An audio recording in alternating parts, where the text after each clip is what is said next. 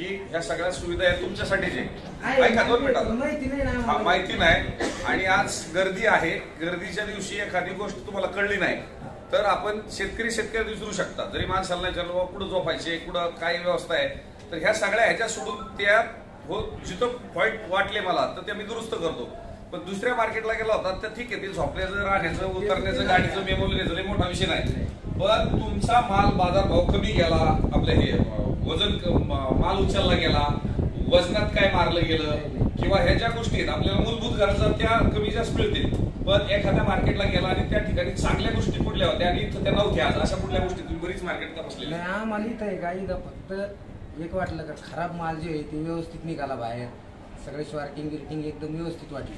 असं काहीच वाटलं नाही बाई इकडचं फळ इकडे गेलं तिकडे गेलं असं काय फळ चोरीला गेली वगैरे काहीच नाही. कारण बऱ्याचशा आता परवा दिवशी डायरेक्ट बिनधास्त खाली केलेले. परवा दिवशी एका शेतकऱ्यांनी मुलाखत दिली होती की बऱ्यापैकी त्याला रातभर जागावं लागलं आणि मालावर झोपला आणि त्यातला अर्धा माल गायब झाला आणि मिळालेले पैसे दवाखान्यालाच गेले. बाहेर होतो सोलापूर तुम्ही त्या दिवशी होता.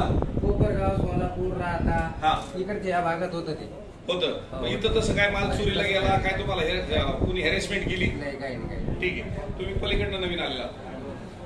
माझं नाव आहे संजय शिंदे. मी आलोय रुई तालुका माडा जिल्हा सोलापूर इथून. जर विचार केला तर आपण बाहेरच्या मार्केटचा जर विचार केला तर बाहेरच्या मार्केटमध्ये माणसाबरोबर व्यवस्थित भाषाशैली केली जात नाही, गोरमट बोललं जातं. त्यानंतर त्या भागातली स्वच्छता व्यवस्थित नसते, माल बऱ्यापैकी चोरीला जातो. तुम्हाला तिथं माल जर तुमचा उघड्यावर जर पडला तर तुम्हाला त्या मालावर तिथं झोपावं लागतं. तुम्ही जसं म्हटलं जातं ही रिअल परिस्थिती आहे. परंतु केडी चौधरी उद्योग समूह पुणे या ठिकाणी आल्यानंतर मला एक गोष्ट अशी निदर्शनात आली की इथे जेवढे सगळे काय तुमचे सर्वंट किंवा तुमचे कामगार आहेत ते चांगले कोऑपरेटिव्ह करतात, शेतकऱ्याशी गोड बोलतात. आता मगाशी एका शेतकऱ्याशी थोडासा प्रॉब्लेम झाला, एखादा अपवाद होऊ शकतो, प्लस मायनस इकडे तिकडे गोष्टी होतात. परंतु सर्रासपणे या ठिकाणी स्वच्छता चांगली आहे, लक्ष दिलं जात आहे, झोपण्याची व्यवस्था चांगली आहे, स्वच्छता किट जे संडास बाथरूम वगैरे आहेत किंवा दात घासण्याची व्यवस्था तुम्ही जी काही किट देता पावडर वगैरे ब्रश पासून वगैरे सगळं ते सगळं चांगलं आहे. आणि विशेष म्हणजे इथं जी निलाव करायची पद्धत जी आहे लाईव्ह ही खूप चांगली आहे. आणि केडी चौधरीचं मार्केटचा जर विचार केला इतर मार्केटपेक्षा तर इथं डाळिंबाची भूक खूप मोठी आहे. किती आलं तरी जात आहे, राहत नाही. भूक मोठी आहे म्हणजे तुमचा माल इथं शिल्लक राहणार नाही. आणि ती जी असो किंवा मंदी ती एक रेंज मध्ये बाजार निघत जातो. म्हणजे ह्या सगळ्या तुलनेत किंवा लय मालाला म्हणून आपण ढासाळलं मार्केट 2-5 रुपयात अलीकडे पलीकडे फरक होईल. लय माल वाढला पुढे उठाव नाही तर 2-5 रुपये कमी जास्त मार्केट होत असतात. पण एकदम ढासाळलं असं काय तुम्हाला जाणवलं? आता काही ठिकाणी काय होतं 1200 रुपये कॅरेट गेलं का आता मग तुम्ही कसं आहे 45 रुपयापासून पुढं चालू करता. 45 ला एड झाला एक परत तिथून पुढे चालू करता. तसं तिकडं नाही, तिकडं लगेच परत 35 पासून परत चालू होतं पुढं. ही सिस्टीम आहे का आम्हाला आवडली म्हणून मी हेच सांगतो की तुम्ही इथं आवडली म्हणून येणारच आहे. पण एखादा पॉईंट चुकीचा जसं चुकीचं सांगितलं मला कोणी एखाद्या सहकार्य नाही केला तर एखाद्या होतं एखाद्या घरात जरी माणसं आलं तरी घरात जरी 2 पाहुणे आले तरी तुमची मिसेस असेल कोण आई असेल की तुम्ही जे एखाद्या त्यांना त्रास होणारच ना. मग कुठं तरी एखाद्या गोष्टीत काय हे कुटुंबच आहे ना. तसं एखाद्या कुठं तरी ताटली आपटली बिपटली तर काही पाहुणं तसं काय समजून घेऊ नका की गर्दी झालेली जत्रा आहे आणि या जत्रेमध्ये 900 होतात. त्यामुळं अजिबात तसं मनात करू नका. ती व्यवस्था सुधारणं सुद्धा माझं काम आहे, काळजी करू नका. तसं तुम्हाला त्या मार्केटमध्ये एखादे पॉईंट चांगले वाटले असतील तर मी विचारत असतो. तुम्ही एखाद्या बरेच मार्केटला गेला तर एखादा तिकडे पॉईंट चांगला कुठला होता तुमचा? एखादा चांगला पॉईंट सांगा. आज जसं केडी चौधरीनं तुम्ही सांगितलं की या माणसाने मला व्यवस्थित बोलला नाही तर तिथल्या क्षणाचा भाग आहे, व्यवस्थेचा भाग नाहीये. एखादा चांगला पॉईंट सांगा आता.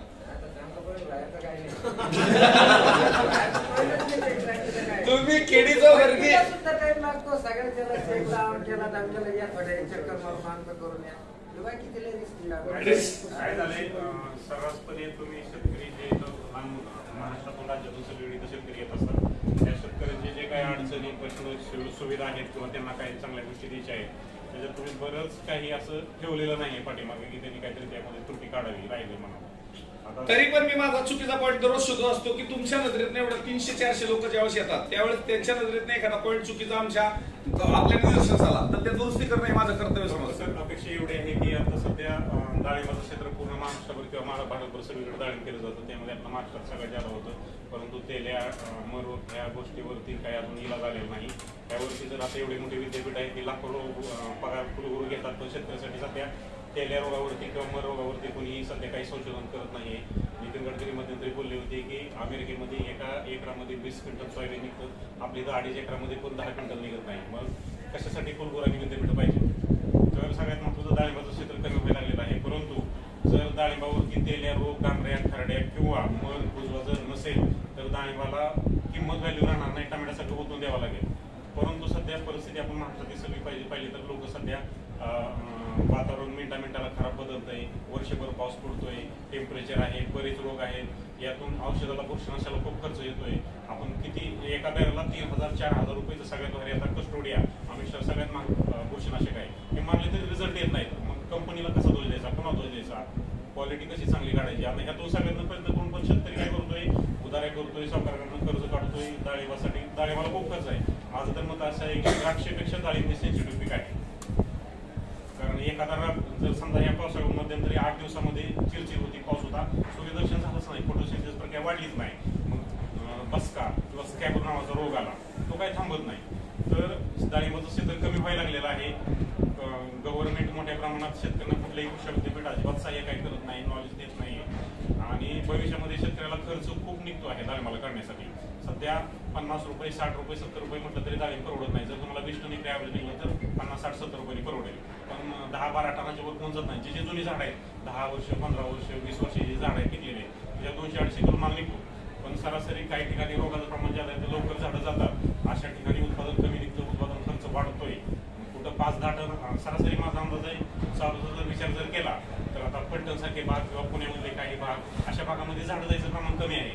सोलापूरचा भाग, पुण्याचा भाग, नगरचा भाग, सोलापूरचा भाग झाला तर इथं झाडं जाण्याचं प्रमाण जास्त आहे. लोक 4-5 वर्ष डाळिंब करतात, नुकसान करतात. तर आपल्या इथं मार्केटमध्ये डाळिंब आल्यानंतर क्वालिटी चांगली असल्यानंतर फक्त भविष्यामध्ये शेतकऱ्याला रेट चांगला मिळावा आणि त्याची उन्नती व्हावी आणि त्यांचं भांडवल गुंतलेलं आहे ते पहिली गोष्ट. तुमचं जे आता पूर्वी एवढा रोग नव्हते, पूर्वी एवढा खर्च नव्हता, पण या 3-4 वर्षामध्ये जे सततचा झालेला पावसामुळे झालेलं हवामान बदललं. काही वेळेस कळी सेटिंगच नाही झाली, काही वेळेस बुरशीच झाली, काही वेळात तेल्याच झाला, दमट हवामान. हे 2-3 वर्षाचा हा त्रास नक्कीच आहे.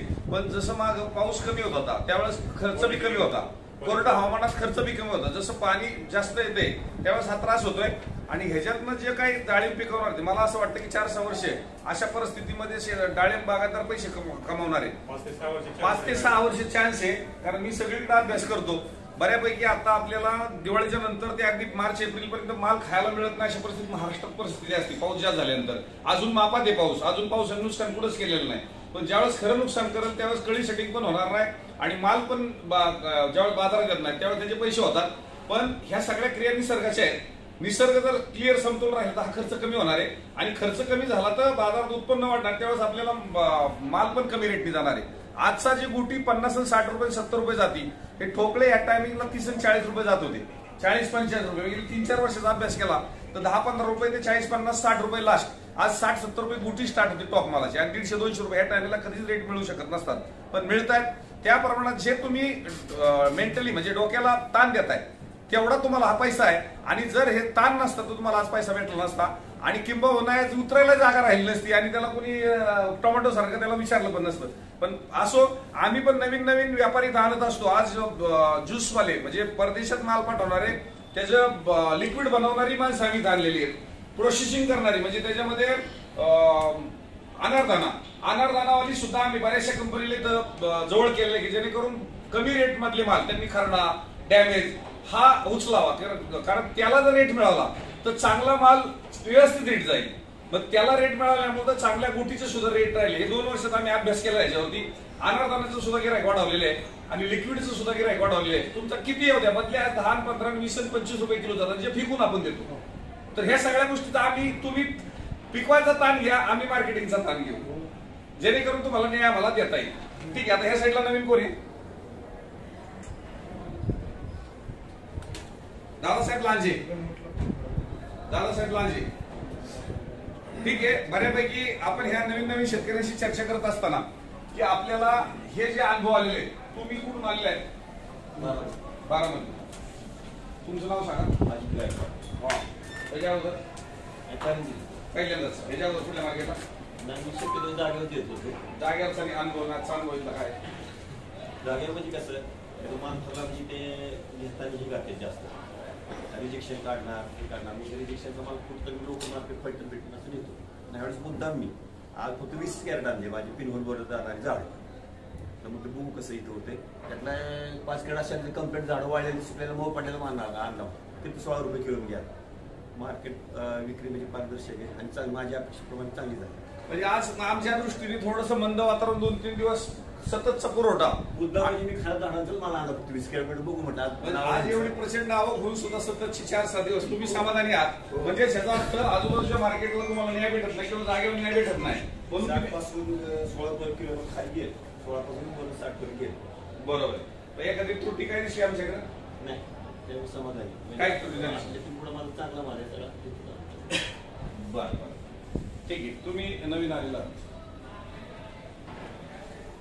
नाव सुरेश भगत गाव अकलूज. तुम्हाला बरीचशी शेजारी मार्केट आहे तुमच्या गावात पण मार्केट आहे आजूबाजूला मार्केट आहे. पण ज्यावेळेस युट्यूब चॅनलवर तुम्ही सगळं पाहिलं आणि त्या अभ्यासातून तुम्ही बऱ्यापैकी इथपर्यंत पोहोचला तर त्या मार्केटमध्ये एखाद्या काही गोष्टी चांगल्या होत्या आज काय खटाकल्या अशा काही गोष्टी होत्या?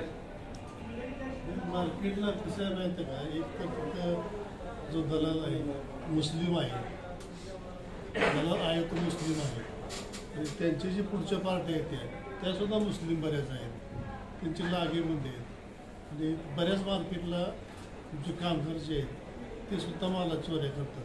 नाही पहिली गोष्ट आपली ही मुस्लिम जो समाज आहे तो देश पातळी असल्यामुळे त्यांची लिंकनी माल ते पाठवत असतात. उलट ते आपल्याला न्याय द्यायला पुढे आलेले आहेत. आज बऱ्यापैकी इथं सुद्धा 60-70% माझ्याकडे मुस्लिम समाज आहे. पण विक्रेता कोण आहे आणि विक्रेत्यांनी कसा आपल्याला न्याय दिला हा महत्वाचा आहे. समाज कुठला आहे त्याच्यापेक्षा आपल्याला कोणतरी आता पूर्वी जर पाहिलं आपली लोक कमीच होती बागवान मंडळीच्या याच्यामध्ये जास्त अकलूजचं मार्केट फार चांगलं झालं होतं. हा तर आता संपत आलं. संपण्याची कारण ते काय स्वतःच खरेदी करणं नाही सर. संपण्याचं कारण सगळ्यात महत्वाचं असं आहे तिथं पट्टी दिल्यानंतर 2-2 महिने पैसे देत नाहीत. माणसं गोळा करून मध्यस्थी करावं लागतील पैसे द्या. तरी काही लोकांनी लाख रुपये सोडून दिले. तसं काय नाही असे झाले काही ठिकाणी मॅटर झालाय असा. ठीक आहे. आपल्याला वैयक्तिक नाव नाही घ्यायचं कुणाचं. आपल्याला फक्त चांगले पॉईंट तपासायचे. मी तुम्हाला चांगले विचारतोय तुम्ही तिथले बॅड पॉईंट सांगताय.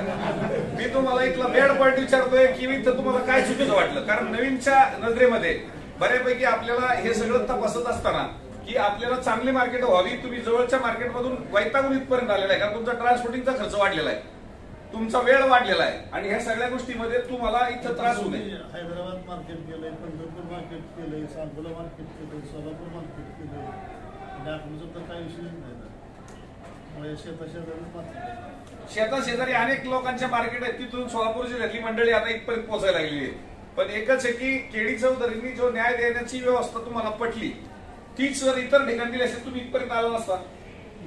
बरोबर आहे. कारण शहरात काय मार्केटाचा संबंध नाही तिथं तुम्हाला शेजारी ट्रान्सपोर्टिंगची व्यवस्था कमी मुळात खर्चही कमी बाकीचा मिळत असताना तुम्ही इथपर्यंत येताय. आता